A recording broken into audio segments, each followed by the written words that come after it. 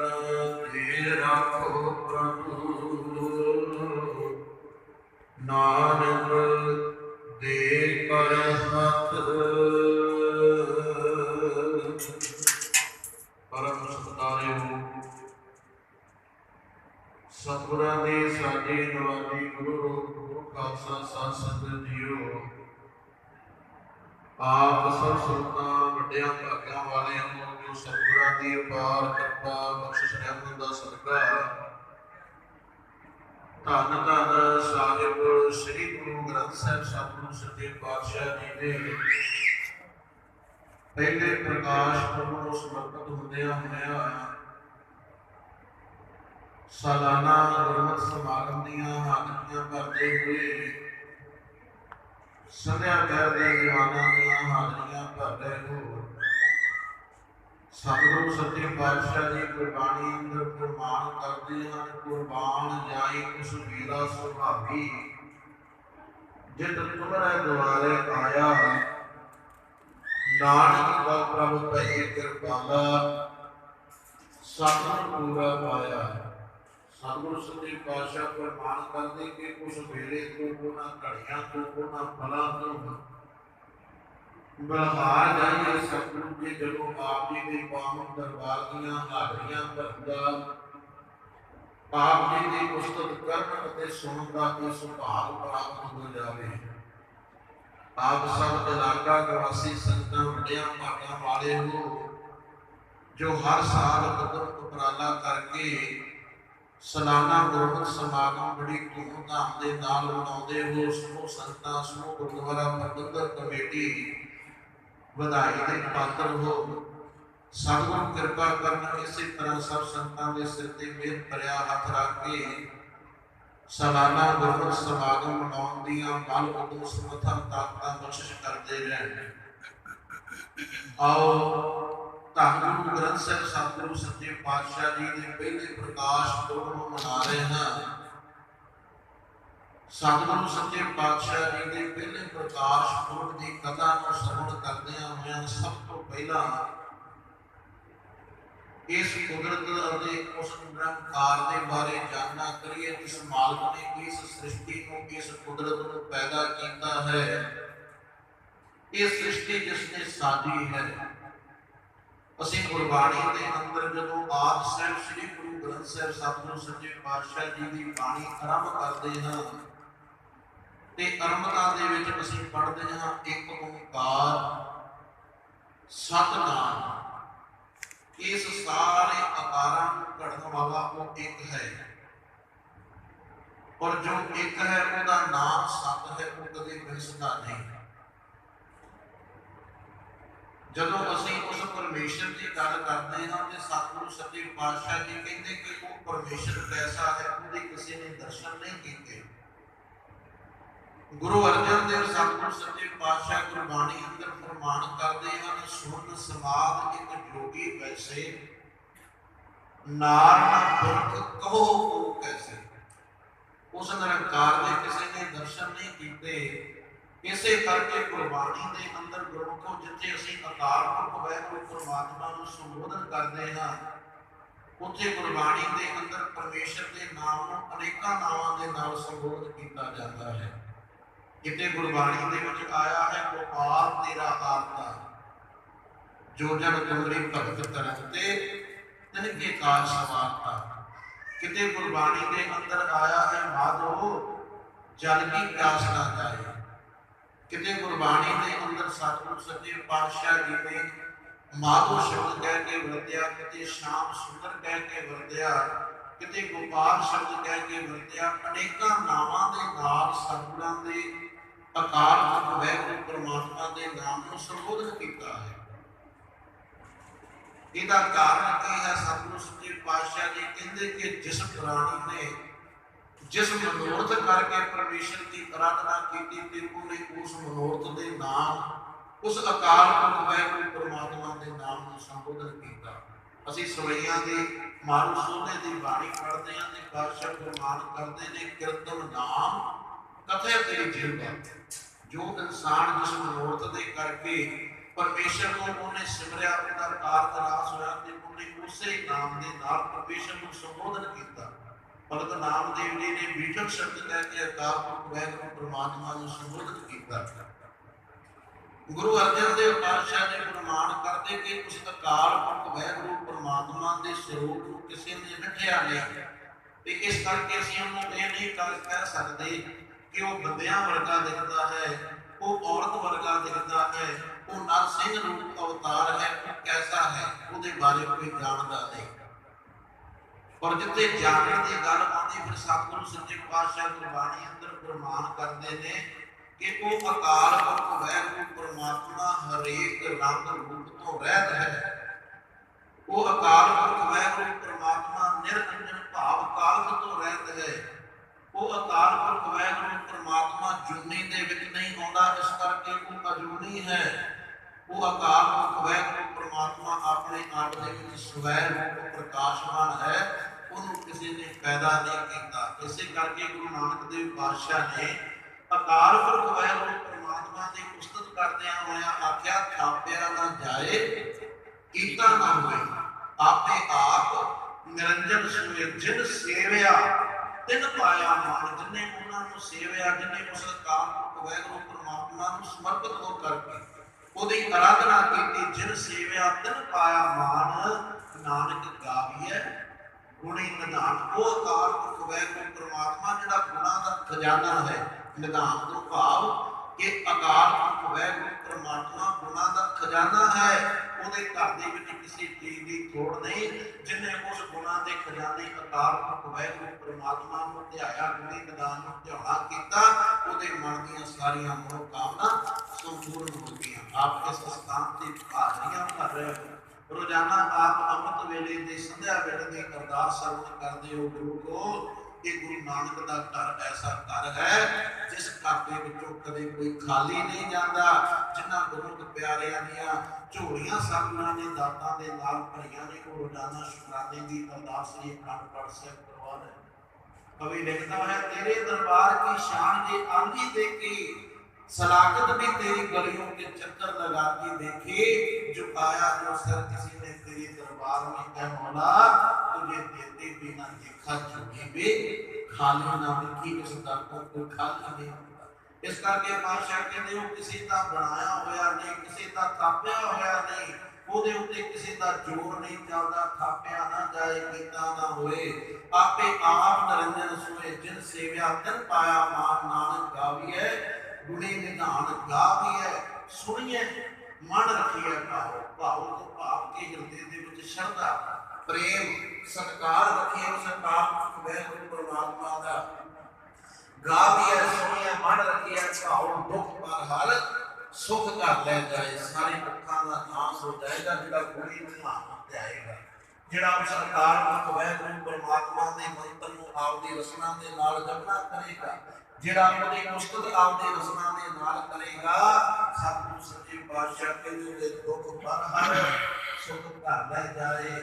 इस करके पातशाह कहते हैं फिर सतगुरु सच्चे पातशाह अकाल पुरख वाहिगुरू परमात्मा दे चरणों च बेनती करते हैं कि हे अकाल पुरख वाहिगुरू परमात्मा एक कृपा कर। जिहड़ा ऐसा अकाल पुरख वाहिगुरू परमात्मा है फिर ਉਹਦੇ घर ਦੀ ਮੈਨੂੰ ਸੋਝੀ ਬਖਸ਼ਿਸ਼ ਕਰਦੇ। गुरा एक देह बुझाई। हे अकाल पुरख वाहिगुरू परमात्मा जिहड़ा ऐसा परमेश्वर जो सब ते कृपा करने वाला है, सतगुरु कृपा कर पूरे घर की सोझी बख्शिश कर दे। गुरा एक देह बुझाई सबना जियां का एक दाता, सो मैं विसर ना जाए। गुरु को चार जुगने इंसान की उत्पत्ति की बीते, चार जुगों के विच सृष्टि चल रही है। आपको आपके धर्म के अनुसार हरेक धर्म ने आपकी मर्यादा बनाई है। याद रखो उस अकाल पुरख वाहिगुरू परमात्मा के घर के अंदर मानस की जात सब है एक पहचान। ਉਹਦੇ घर के विच अवल ते अल्लाह की एक गल होती है, ਉਹਦੇ घर के विच राम ते रहीम की एक गल है। सतगुरु सच्चे पातशाह ने कहन लगे अवल अल्लाह नूर पाया कुदरत के सब बंदे, एक नूर के सब जात समझिया कौन करे ओ मंदे। जाता पातां दे विच वर्ण वंड दे विच ਮਜ਼੍ਹਬਾਂ ਦੇ ਵਿੱਚ ਤੇ ਸੰਸਾਰ ਨੂੰ ਅਸੀਂ ਵੰਡਿਆ ਹੈ। ਜਿਹੋ ਜਿਹੇ ਘਰ ਦੇ ਵਿੱਚ, ਜਿਹੋ ਜਿਹੀ ਕੁਲ ਦੇ ਵਿੱਚ, ਜਿਹੋ ਜਿਹੇ ਧਰਮ ਦੇ ਅੰਦਰ ਇਨਸਾਨ ਪੈਦਾ ਹੋਇਆ, ਉਹਦੇ ਮੱਥੇ ਤੇ ਉਹ ਜਿਹਾ ਟੈਗ ਲੱਗ ਗਿਆ, ਉਹੋ ਜਿਹੀ ਮਰਿਆਦਾ ਦੇ ਅੰਦਰ ਉਹ ਆ ਗਿਆ। ਇਸ ਕਰਕੇ ਗੁਰੂ ਨਾਨਕ ਦੇਵ ਪਾਤਸ਼ਾਹ ਨੇ ਸਰਬਪੱਖੀ ਗੱਲ ਕਰਦਿਆਂ ਹੋਇਆ ਉਸ ਅਕਾਲ ਪੁਰਖ ਵਾਹਿਗੁਰੂ ਪਰਮਾਤਮਾ ਦੀ ਹੋਂਦ ਜਿਹੜੀ ਹੈ ਕਿਸ ਤਰ੍ਹਾਂ ਦੀ ਹੈ, ਗੁਰੂ ਦਾ ਸਪਰਸ਼ ਕਿਹੋ ਜਿਹਾ ਹੈ, ਗੁਰੂ ਦੀ ਰਹਿਮਤ ਕਿਹੋ ਜਿਹੀ ਹੈ। ਚਾਰ ਹੱਥ ਦੇ ਤੱਤ ਮੰਨੇ ਜਾਂਦੇ ਨੇ ਸੰਸਾਰ ਦੇ ਅੰਦਰ। ਸੂਰਜ ਇੱਕ ਗੁਣ ਹੈ, ਸੂਰਜ ਕਿਸੇ ਦੇ ਨਾਲ ਕਿਸੇ ਤਰ੍ਹਾਂ ਦਾ ਕੋਈ ਭੇਦ ਨਹੀਂ ਕਰਦਾ। ਜਦੋਂ ਸੂਰਜ ਚੜ੍ਹਦਾ ਹੈ ਉਹ ਗਰੀਬ ਦੇ ਉੱਤੇ ਵੀ ਉਨਾ ਹੀ ਪ੍ਰਕਾਸ਼ ਕਰਦਾ ਤੇ ਅਮੀਰ ਦੀ ਕੋਠੀ ਦੇ ਉੱਤੇ ਵੀ ਉਨਾ ਹੀ ਪ੍ਰਕਾਸ਼ ਕਰਦਾ ਹੈ। ਚੰਦਰਮਾ ਸ਼ਾਮ ਨੂੰ ਚੜ੍ਹਦਾ ਹੈ, ਉਹ ਕਿਸੇ ਦੇ ਨਾਲ ਕੋਈ ਭੇਦ ਨਹੀਂ ਕਰਦਾ।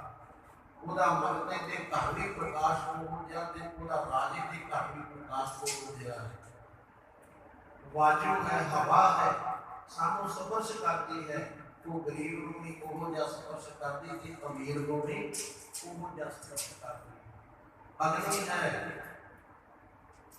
ਅਮੀਰ ਨੂੰ ਵੀ ਉਹ ਜਿਹਾ ਸਪਰਸ਼ ਕਰਦੀ ਹੈ ਤੇ ਗਰੀਬ ਨੂੰ ਵੀ ਉਹ ਜਿਹਾ ਸਪਰਸ਼ ਕਰਦੀ ਹੈ। ਅਕਾਲ ਪੁਰਖ ਵਾਹਿਗੁਰੂ ਪਰਮਾਤਮਾ ਦੀ ਹੋਂਦ ਇਸ ਤਰ੍ਹਾਂ ਦੀ ਹੈ, ਉਹਦੇ ਘਰ ਦੇ ਵਿੱਚ ਸਾਰੇ ਇੱਕ ਬਰਾਬਰ ਨੇ, ਉਹਦਾ ਕਿਸੇ ਦੇ ਨਾਲ ਕੋਈ ਭੇਦ ਨਹੀਂ। ਉਹਦੀ ਸਾਰਿਆਂ ਦੇ ਰਹਿਮਤ ਜਿਹੜੀ ਉਹ ਇੱਕੋ ਜਿਹੀ ਹੁੰਦੀ ਹੈ। ਗੁਰਾ ਇੱਕ ਦੇ ਬੁਝਾਈ ਸਭਨਾ ਜੀਆਂ ਦਾ ਇੱਕ ਦਾਤਾ, ਸੋ ਮੈਂ ਵਿਸਰਨਾ। ਇਸ ਕਰਕੇ ਨਿਰੰਕਾਰ ਦੀ ਗੱਲ ਕਰਦਿਆਂ ਹੋਇਆਂ ਗੁਰੂ ਅਰਜਨ ਦੇਵ ਪਾਤਸ਼ਾਹ ਨੇ ਜਦੋਂ ਨਿਰੰਕਾਰ ਦੀ ਗੱਲ ਕੀਤੀ ਤੇ ਪਾਤਸ਼ਾਹ ਕਹਿਣ ਲੱਗੇ ਉਹਦਾ ਨਾਮ ਕੋਈ ਰੂਪ ਹੈ ਨਾ ਦੇਖ ਹੈ। ਅਸੀਂ ਸੁਖਮਨੀ ਸਾਹਿਬ ਅੰਦਰ ਪੜ੍ਹਦੇ ਹਾਂ, ਰੂਪ ਨਾ ਰੇਖ ਨਾ ਰੰਗ ਤੇ ਚਿਤ੍ਰਹੀ ਗੁਣ ਦੇ ਪ੍ਰਭ ਭੇਨਾ ਤਿਸੈ ਬੁਝਾਏ ਨਾਨਕਾ ਜਿਸ ਨੂੰ ਵੈਰ ਸੂਪ ਸਾਹਮਣੇ ਤੇ ਉਹ ਸੋਧੀ ਬਖਸ਼ ਚੁੱਕਦੇ ਜਿਹੜਾ ਗੁਰੂ ਦੇ ਦਰ ਦੇ ਉੱਤੇ ਝੁਕ ਕਰਕੇ ਗੁਰੂ ਦੇ ਦਰ ਤੇ ਨਤਮਸਤਕ ਹੋ ਕਰਕੇ ਸ਼ਬਦ ਦੀ ਕਮਾਈ ਕਰਦਾ ਹੈ। ਤੇ ਇਸੇ ਕਰਕੇ ਗੁਰੂ ਨਾਨਕ ਦੇਵ ਪਾਤਸ਼ਾਹ ਨੇ ਸਾਨੂੰ ਸ਼ਬਦ ਗੁਰੂ ਦੇ ਨਾਲ ਜੋੜਿਆ ਹੈ। ਸ਼ਬਦ ਗੁਰੂ ਦੇ ਨਾਲ ਜੁੜ ਕੇ ਜਦੋਂ ਨੇ ਗਿਆਨ ਪ੍ਰਾਪਤ ਕਰਨਾ ਤੇ ਨਿਰੰਕਾਰ ਦੇ ਘਰ ਦੀ ਸੋਝੀ ਪੈਦਾ ਹੈ। ਧੰਨ ਗੋਬਿੰਦ ਸਿੰਘ ਸਤਿਗੁਰੂ ਸੱਚੇ ਪਾਤਸ਼ਾਹ ਜੀ ਨੇ ਅਕਾਲ ਪੁਰਖ ਵਾਹਿਗੁਰੂ ਪਰਮਾਤਮਾ ਨਿਰੰਕਾਰ ਦੀ ਗੱਲ ਕਰਦਿਆਂ ਹੋਇਆਂ ਸਤਿਗੁਰੂ ਸੱਚੇ ਪਾਤਸ਼ਾਹ ਨੇ ਆਖਿਆ ਖੰਡਾ ਪੁਰਖ ਮੈਂ ਸਾਜ ਕੇ ਜਨ ਸਭ ਸੰਸਾਰ ਉਪਾਇਆ, ਬ੍ਰਹਮਾ ਵਿਸ਼ਨੂੰ ਮਹੇਸ਼ ਸਾਰ ਕੁਦਰਤੀ ਦਾ ਖੇਲ ਰਚਾਇਆ ਕਰਵਾਇਆ। ਕਦੇ ਪੜ੍ਹੀਏ ਅਸੀਂ ਗੁਰਬਾਣੀ ਧਿਆਨ ਦੇ ਨਾਲ ਗੁਰੂ ਅਸੀਂ ਜਪਜੀ ਸਾਹਿਬ ਦਾ ਪਾਠ ਕਰਦੇ ਹਾਂ। ਜਪਜੀ ਸਾਹਿਬ ਦੀ ਗੁਰਬਾਣੀ ਦੇ ਅੰਦਰ ਸਤਿਗੁਰੂ ਸੱਚੇ ਪਾਤਸ਼ਾਹ ਫਰਮਾਨ ਕਰਦੇ ਨੇ ਏਕਾ ਮਾਈ ਜੁਗਤ ਵਿਆਹੀ ਤਿੰਨ ਚੇਲੇ ਪ੍ਰਵਾਨ, ਇੱਕ ਸੰਸਾਰੀ, ਇੱਕ ਭੰਡਾਰੀ, ਇੱਕ ਲਾਏ ਦੇ ਨਾਲ। ਸਾਰਾ ਸੰਸਾਰ ਜਿਹੜਾ ਹੈ ਉਹ ਉਹਨਾਂ ਦੇ ਚਰਨੀ ਲੱਗਾ ਜਿਹੜੇ ਅਕਾਲ ਪੁਰਖ ਦੇ ਚੇਲੇ ਨੇ, ਉਹਨਾਂ ਦੇ ਚਰਨੀ ਨਹੀਂ ਲੱਗਾ ਜਿਹੜਾ ਅਕਾਲ ਪੁਰਖ ਵਾਹਿਗੁਰੂ ਪਰਮਾਤਮਾ ਆਪ ਹੈ। ਤੇ ਤਾਂ ਹੀ ਗੁਰੂ ਗੋਬਿੰਦ ਸਿੰਘ ਪਾਤਸ਼ਾਹ ਕਹਿੰਦੇ ਨੇ ਖੰਡਾ ਪੁਰਖ ਮੈਂ ਸਾਧ ਕੇ ਜਿਨ ਸਭ ਸੰਸਾਰ ਉਪਾਇਆ, ਬ੍ਰਹਮਾ ਵਿਸ਼ਨੂੰ ਮਹੇਸ਼ ਸਾਧ ਕੁਦਰਤੀ ਦਾ ਖੇਲ ਰਚਾਏ ਬਣਾਇਆ। ਗੁਰੂ ਕੇ ਅਸੀਂ ਸ਼ਬਦ ਦੀ ਕਮਾਈ ਕੀਤੀ ਤੇ ਸਾਡੇ ਵਿੱਚ ਪਰਮ ਭੇਦ ਨਾ ਹੁੰਦਾ। ਅਸੀਂ ਕਿਸੇ ਦੀ ਨਿੰਦਿਆ ਨਾ ਕਰਦੇ। ਜੇਕਰ ਅਸੀਂ ਸ਼ਬਦ ਦੇ ਨਾਲ ਜੁੜੇ ਹੁੰਦੇ ਤੇ ਅੱਜ ਸੰਸਾਰ ਭਰ ਦੇ ਵਿੱਚ ਧਰਮਾਂ ਨੂੰ ਲੈ ਕੇ, ਮਜ਼੍ਹਬਾਂ ਨੂੰ ਲੈ ਕੇ ਜੰਗ ਆਉਂਦੇ, ਕੋਈ ਕਿਸੇ ਨੂੰ ਖਾਲਿਸਤਾਨੀ ਨਾ ਕਹਿੰਦਾ ਤੇ ਕੋਈ ਕਿਸੇ ਨੂੰ ਬਗਾਵਤੀ ਨਾ ਕਹਿੰਦਾ। ਜੇ ਕਮਾਈ ਸ਼ਬਦ ਦੀ ਕੀਤੀ ਹੁੰਦੀ, ਪਰ ਸ਼ਬਦ ਦੀ ਕਮਾਈ ਨਹੀਂ, ਅਸੀਂ ਧਰਮਾਂ ਦੀ ਕਮਾਈ ਕੀਤੀ ਹੈ। ਅਸੀਂ ਆਪੋ ਆਪ ਦੇ ਖਿੱਤਿਆਂ ਦੇ ਵਿੱਚ ਧਰਮਾਂ ਨੂੰ ਵੰਡ ਕੇ ਤੇ ਲੀਕਾਂ ਖਿੱਤੀਆਂ ਹੋਈਆਂ ਨੇ। ਗੁਰੂ ਨਾਨਕ ਦੇਵ ਪਾਤਸ਼ਾਹ ਦੇ ਸਿਧਾਂਤ ਦੇ ਨਾਲ ਅਸੀਂ ਜੁੜੇ ਨਹੀਂ।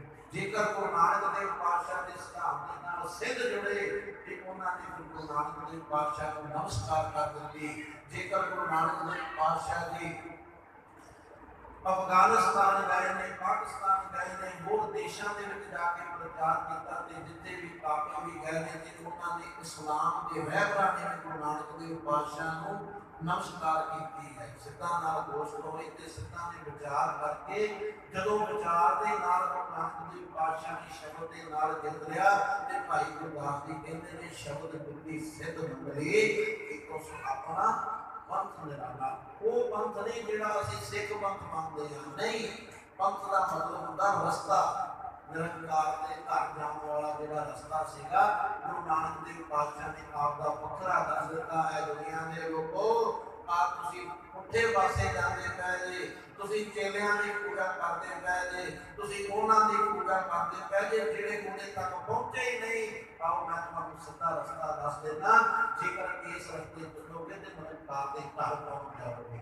ब्रह्मा विष्णु महेश साल कुदरती दा खेल रचाए बनाया, सिद्ध पर्वत भेद ने बिन थमा गगन रहाया। उस अकाल पुरख वाहिगुरु परमात्मा ने सिद्ध पर्वत भाव के ऊंचे ऊंचे पर्वत मेल ही भाव धरती गुरु को बिन थमा आ गगन जिहड़ा है टिकाया होया है। ਅਸੀਂ ਛੱਤ ਕੋਨੇ ਸਾਨੂੰ ਥੰਮੀਆਂ ਦੇਣੀਆਂ ਪੈਂਦੀਆਂ ਨੇ, ਚਾਰ ਦੀਵਾਰੀ ਕਰਨੀ ਪੈਂਦੀ ਹੈ, ਉਹਦੇ ਉੱਤੇ ਛੱਤ ਟਿਕਦੀ ਹੈ।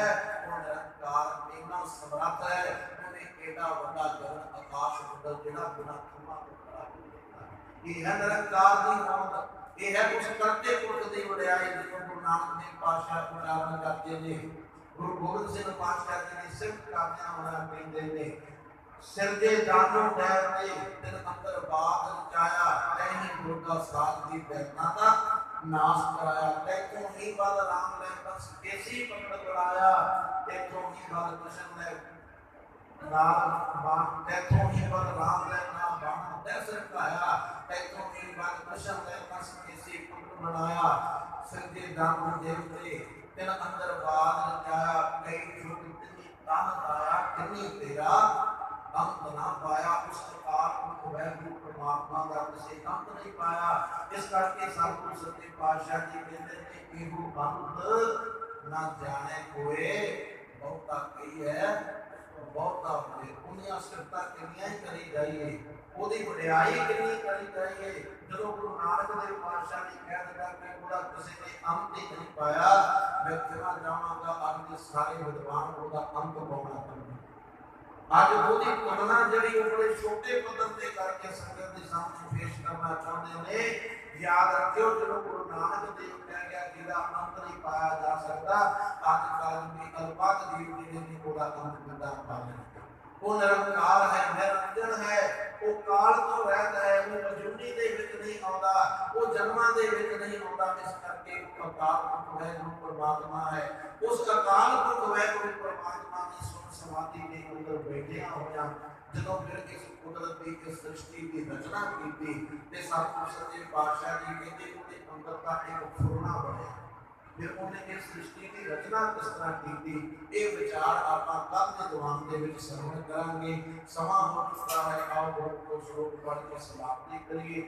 ਸਭ ਸੰਤਾਂ ਸੰਧਿਆ ਵੇਲੇ ਦੇ ਅੰਮ੍ਰਿਤ ਵੇਲੇ ਦੇ ਦੀਵਾਨਾਂ ਦੇ ਵਿੱਚ ਗੁਰਮਤਿ ਸਮਾਗਮ ਦੇ ਵਿੱਚ ਹਾਜ਼ਰੀਆਂ ਭਰਦੇ ਹੋਏ ਵੱਧ ਕਰਕੇ ਦੀਵਾਨਾਂ ਦੇ ਵਿੱਚ ਹਾਜ਼ਰੀਆਂ ਭਰਿਆ ਕਰੋ। ਗੁਰੂ ਦੀ ਬਾਣੀ ਦੇ ਹਰਦਸ ਕੀਰਤਨ, ਗੁਰਬਾਣੀ ਦੀ ਕਥਾ ਵਿਚਾਰ, ਗੁਰੂ ਗ੍ਰੰਥ ਸਾਹਿਬ ਸਤਿਗੁਰ ਸੱਚੇ ਪਾਤਸ਼ਾਹ ਨੂੰ ਜਾਣਨਾ ਕਰੀਏ। ਬਹੁਤ ਜ਼ਰੂਰੀ ਹੈ ਕਿ ਅਸੀਂ ਗੁਰਬਾਣੀ ਦਾ ਗਿਆਨ ਆਪ ਕਰੀਏ, ਗੁਰਬਾਣੀ ਦਾ ਪਾਠ ਆਪ ਕਰੀਏ, ਗੁਰਬਾਣੀ ਦੀ ਵਿਚਾਰ ਨੂੰ ਆਪ ਪੜ੍ਹੀਏ। ਸਾਡਾ ਇਤਿਹਾਸ ਜਿਹੜਾ ਵਾ ਉਹਨੂੰ ਆਪ ਪੜ੍ਹਨ ਦੀ ਕੋਸ਼ਿਸ਼ ਕਰੀਏ। ਜਿੰਨਾ ਚਿਰ ਆਪਦੇ ਇਤਿਹਾਸ ਨੂੰ ਅਸੀਂ ਆਪ ਨਹੀਂ ਪੜ੍ਹ ਲਾਂਗੇ, ਜਿੰਨਾ ਚਿਰ ਆਪਦੇ ਗੁਰਬਾਣੀ ਦੇ ਅਰਥਾਂ ਨੂੰ ਆਪ ਨਹੀਂ ਸਮਝ ਲਾਂਗੇ, ਗੁਰਮੁਖੋਂ ਕਿਸੇ ਤੋਂ ਸੁਣਿਆ ਹੋਇਆ ਗਿਆਨ ਜਿਹੜਾ ਹੈ ਉਹ ਹਮੇਸ਼ਾ ਅਧੂਰਾ ਹੁੰਦਾ ਹੈ, ਉਹ ਕਦੇ ਪੂਰਾ ਨਹੀਂ ਹੋ ਸਕਦਾ। ਇਸ ਕਰਕੇ ਜਿੰਨਾ ਚਿਰ ਆਪ ਅਸੀਂ ਗੁਰਬਾਣੀ ਨੂੰ ਪੜ੍ਹਦੇ ਨਹੀਂ, ਗੁਰਬਾਣੀ ਨੂੰ ਸਮਝਦੇ ਨਹੀਂ, ਗੁਰਬਾਣੀ ਦੇ ਸ਼ਬਦਾਂ ਦੇ ਵਿਚਾਰ ਨਹੀਂ ਕਰਦੇ, ਜਿੰਨਾ ਚਿਰ ਅਸੀਂ ਉਸ ਨਿਰੰਕਾਰ ਨੂੰ ਆਪ ਨਹੀਂ ਜਾਣ ਲੈਂਦੇ, ਯਾਦ ਰੱਖੋ ਕਿਸੇ ਦੀਆਂ ਕੀਤੀਆਂ ਹੋਈਆਂ ਅਰਦਾਸਾਂ ਦੇ ਨਾਲ ਉਹਦੇ ਤੱਕ ਪਹੁੰਚੇ ਨਹੀਂ। ਇਸ ਕਰਕੇ ਬਾਦਸ਼ਾਹ ਕਹਿੰਦੇ ਨੇ ਜਿੰਨਾ ਚਿਰ ਰੂਪ ਤੇਰੇ ਅੰਦਰੋਂ ਤੜਫ ਤੇਰੇ ਅੰਦਰੋਂ ਨਹੀਂ ਉੱਠੇ। ਮੇਰੇ ਸਾਹਮਣੇ ਬੱਚੇ ਬੈਠੇ ਨੇ, ਬੱਚਾ ਘਰ ਦੇ ਆਂਗਣ ਦੇ ਵਿੱਚ ਖੇਡਦਾ ਹੋਵੇ, ਉਹ ਢਿੱਡੋਂ ਭੁੱਖਾ ਹੋਵੇ ਤੇ ਸਾਰਾ ਦਿਨ ਖੇਡਦਾ ਰਹੇ ਤੇ ਮਾਂ ਕਦੇ ਦੁੱਧ ਨਹੀਂ ਦਿੰਦੀ। ਜਿੰਨਾ ਚਿਰ ਬੱਚਾ ਰੋਂਦਾ ਨਹੀਂ, ਵਿਲਕਦਾ ਨਹੀਂ, ਉਹਦੇ ਅੰਦਰੋਂ ਭੁੱਖ ਦੇ ਨਾਲ ਅੰਦਰੋਂ ਬਹਿਬਲਤਾ ਨਹੀਂ ਹੁੰਦੀ, ਉਹ ਜਿੰਨਾ ਚਿਰ ਦੁੱਧ ਨਹੀਂ ਮੰਗਦਾ ਉਹਨਾਂ ਚਿਰ ਮਾਂ ਉਹਨੂੰ ਦੁੱਧ ਨਹੀਂ ਦਿੰਦੀ। ਉਹ ਯਾਦ ਰੱਖਿਓ ਗੁਰਮੁਖੋ, ਜਿੰਨਾ ਚਿਰ ਉਸ ਨਿਰੰਕਾਰ ਦੇ ਘਰ ਨੂੰ, ਉਸ ਪਰਮੇਸ਼ਰ ਨੂੰ ਆਪਦੇ ਕਰਕੇ ਉਹ ਯਾਦ ਨਹੀਂ ਕਰਦੇ, ਕਿਸੇ ਦੇ ਲਾਇਕ ਟੀਕੇ ਦੇ ਨਾਲ ਪਰਮੇਸ਼ਰ ਮਿਲ ਨਹੀਂ ਪੈਣਾ, ਕਿਸੇ ਦੇ ਦੱਸੇ ਅਧੂਰੇ ਗਿਆਨ ਦੇ ਨਾਲ ਪਰਮੇਸ਼ਰ ਨਹੀਂ ਮਿਲ ਪੈਣਾ। ਜੇਕਰ ਕੋਈ ਕਮਾਈ ਕਰਨਾ ਚਾਹੁੰਦੇ ਹੋ ਤੇ ਇਹ ਆਪ ਕਰਨਾ ਪਏਗਾ। ਇਸ ਕਰਕੇ ਬਾਦਸ਼ਾਹ ਨੇ ਆਖਿਆ ਕਿ ਸਵਾਸਾਂ ਦੇ ਰਹਿੰਦਿਆਂ ਹੋਇਆਂ ਉਸ ਪਰਮੇਸ਼ਰ ਨੂੰ ਯਾਦ ਕਰ, ਉਸ ਮਾਲਕ ਦੀ ਟੇਕ ਰੱਖ ਜਿੱਥੋਂ ਰੋਜ਼ਾਨਾ ਸਮਾਪਤੀ ਤੇ ਅਸੀਂ ਪੜ੍ਹਦੇ ਹਾਂ ਤੇ ਸਾਹਿਬ ਕੀ ਟੇਕ ਨਾਨਕ ਮਨੇ ਮਾਹਿ ਜਿਸ ਸਿਮਰਤ ਸੁਖ ਹੋਏ ਸਗਲੇ ਗੁਰੂ ਵਿਦਾਇ ਪਰਮੇਸ਼ਰ ਨੂੰ ਸਿਮਰਿਆ ਜੀਵਨ ਦੇ ਵਿੱਚ ਸੁਖ ਪ੍ਰਾਪਤ ਹੁੰਦਾ, ਸਾਰੇ ਦੁੱਖਾਂ ਦਾ ਨਾਸ਼ ਹੋ ਜਾਂਦਾ ਹੈ। ਐਸੇ ਅਵਨਾਸੀ ਅਕਾਲ ਪੁਰਖ ਵਾਹਿਗੁਰੂ ਪਰਮਾਤਮਾ ਦੀ ਗੋਦ ਦੇ ਵਿੱਚ ਆਪ ਸੰਤਾਂ ਬੈਠ ਕਰਕੇ ਗੁਰਬਾਣੀ ਦੇ ਸ਼ਬਦ ਵਿਚਾਰ ਸਰਵਣ ਕਰ ਰਹੇ ਹੋ। ਸਤਿਗੁਰੂ ਕਿਰਪਾ ਕਰਨ ਸੋ ਸੰਤਾਂ ਦੀਆਂ ਹਾਜ਼ਰੀਆਂ ਆਪਣੇ ਦਰ ਕਰਵਾਨ ਕਰਨ ਦਰੋ ਕਰੋ। ਗੁਰਸਿੱਖੀ ਜੀ ਨੂੰ ਨਾਮ ਨਾਮ ਚੜ੍ਹਦੀਆਂ ਕਲਾ ਬਖਸ਼ਿਸ਼ ਕਰਨ ਆਓ ਸਾਰੇ ਰਲ ਮਿਲ ਕੇ ਸ਼ਲੋਕ ਦਾ ਜਾਪ ਕਰਕੇ ਉਪਰਤ ਅਰਦਾਸ ਦੇ ਵਿੱਚ ਹਾਜ਼ਰੀਆਂ ਭਰੀਏ ਜੀ। ਸ਼ਲੋਕ ਪਵਨ ਗੁਰੂ ਪਾਣੀ ਪਿਤਾ ਮਾਤਾ ਧਰਤ ਮਹਾਤ ਦਿਵਸ ਰਾਤ ਗੁਣ ਗਾਏ ਗਾਇਆ ਖੇਲੇ ਸਗਲ ਜਗਤ ਚੰਗਿਆਈਆਂ ਬੁਰਿਆਈਆਂ ਵਾਜੈ ਧਰਮ ਅਦੂਰ ਕਰਮੀ ਆਪੋ ਆਪਣੀ ਤੇਰੇ ਤੇ ਦੂਰ ਜਿਨੀ ਨਾਮ ਧਿਆਇਆ ਗਏ ਮਸਕਤ ਕਾਲ ਨਾਨਕ ਦੇ ਮੁਖ ਉਜਲੇ ਕੀਤੀ ਛੁਟੀ ਨਾਲ ਜਿਨੀ ਨਾਮ ਧਿਆਇਆ ਗਏ ਮਸਕਤ ਕਾਲ ਨਾਨਕ ਦੇ ਮੁਖ ਉਜਲੇ ਕੀਤੀ ਛੁਟੀ ਨਾਲ। ਵਾਹਿਗੁਰੂ ਜੀ ਕਾ ਖਾਲਸਾ ਵਾਹਿਗੁਰੂ ਜੀ ਕੀ ਫਤਿਹ। ਦੁਨੀਆ ਕੇ दास हमारे जियो पिंड सब तेरा वाहे गुरु